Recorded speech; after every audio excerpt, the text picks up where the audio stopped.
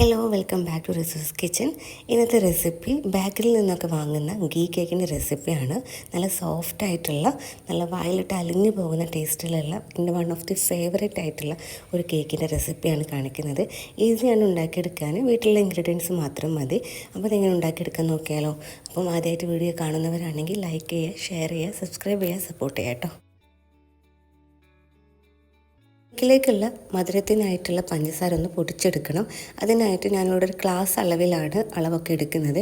ഒരു ഗ്ലാസ് അളവിൽ പഞ്ചസാര എടുത്തിട്ടുണ്ട്. അതിലേക്ക് 2 ടേബിൾ സ്പൂണ് പാൽപ്പൊടിയാണ് ചേർത്തെടുക്കുന്നത്. മിൽക്ക് പൗഡർ 2 ടേബിൾ സ്പൂണാണ് കേട്ടോ ചേർക്കുന്നത്. ഇത് രണ്ടും കൂടെ ചേർന്നിട്ട് നന്നായിട്ട് ഫൈനായിട്ട് പൊടിച്ചെടുക്കുകയാണ് ചെയ്യേണ്ടത്. 4.5 ടേബിൾ സ്പൂൺ ആണ് കേട്ടോ പഞ്ചസാരൻ്റെ അളവ് ഗ്ലാസ് അളവിൽ വരുമ്പോൾ വരുന്നത്. ഇനി വേറൊരു ഗ്ലാസ് അളവിൽ ഞാൻ മൈദ അളന്നെടുത്തിട്ടുണ്ട്. ആ ഒരു ഗ്ലാസ് ഫില്ലായിട്ട് മൈദ എടുക്കുന്നുണ്ട്. അതിലേക്ക് 1/2 ടീസ്പൂണ് ബേക്കിംഗ് പൗഡറും 1/4 ടീസ്പൂണ് ബേക്കിംഗ് സോഡയാണ് ചേർക്കുന്നത്.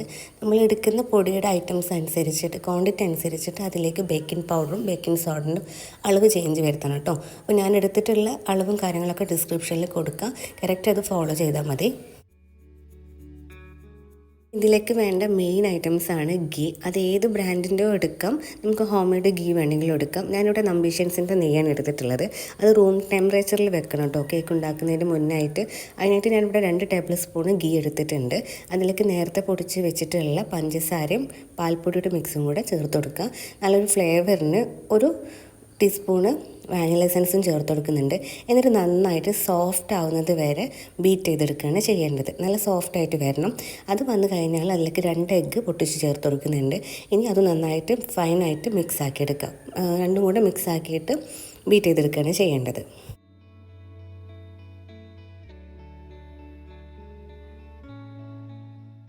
ഈ ഒരു കൺസിസ്റ്റൻസിലാണ് ബീറ്റ് ചെയ്തെടുക്കേണ്ടത്. ഈ ഒരു കൺസിസ്റ്റൻസിൽ വന്നു കഴിഞ്ഞാൽ നമ്മൾ നേരത്തെ മാറ്റി വെച്ചിട്ടുള്ള ഡ്രൈ ഇൻഗ്രീഡിയൻസ് കുറച്ചായിട്ട് കൊടുത്തിട്ട് മിക്സ് ആക്കി എടുക്കുകയാണ് ചെയ്യേണ്ടത്. ഇനി ബീറ്റർ ഉപയോഗിക്കരുത്, ജസ്റ്റ് ഇത് വീഡിയോയിൽ കാണുന്നത് പോലെ മിക്സ് ആക്കി എടുക്കുകയാണ് ചെയ്യേണ്ടത്.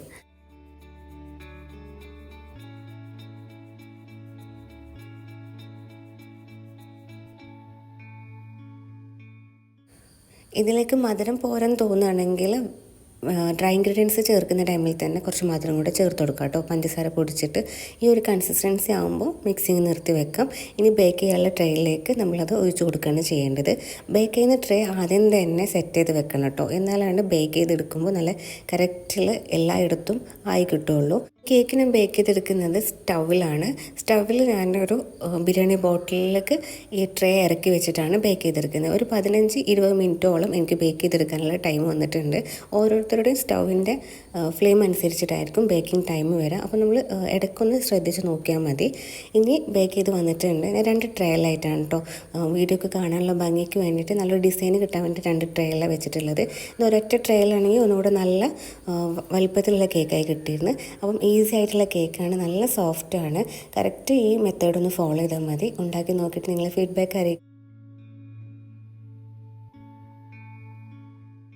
ഇഷ്ടമായെങ്കിൽ ലൈക്ക് ചെയ്യുക, ഷെയർ ചെയ്യുക. സബ്സ്ക്രൈബ് ചെയ്യാത്ത കൂട്ടുകാരാണെങ്കിൽ സബ്സ്ക്രൈബ് ചെയ്യുക, സപ്പോർട്ട് ചെയ്യുക. ലൈക്ക് ചെയ്താലാണ് ഞാനിടുന്ന എല്ലാ വീഡിയോസിനും കറക്റ്റ് നോട്ടിഫിക്കേഷൻ നിങ്ങൾക്ക് കറക്റ്റായിട്ട് കിട്ടുള്ളൂ. അപ്പോൾ മറ്റു ഫ്രണ്ട്സുകൾക്കും ഫാമിലീസിനും ഷെയർ ചെയ്ത് കൊടുക്കുക. Thank you for watching.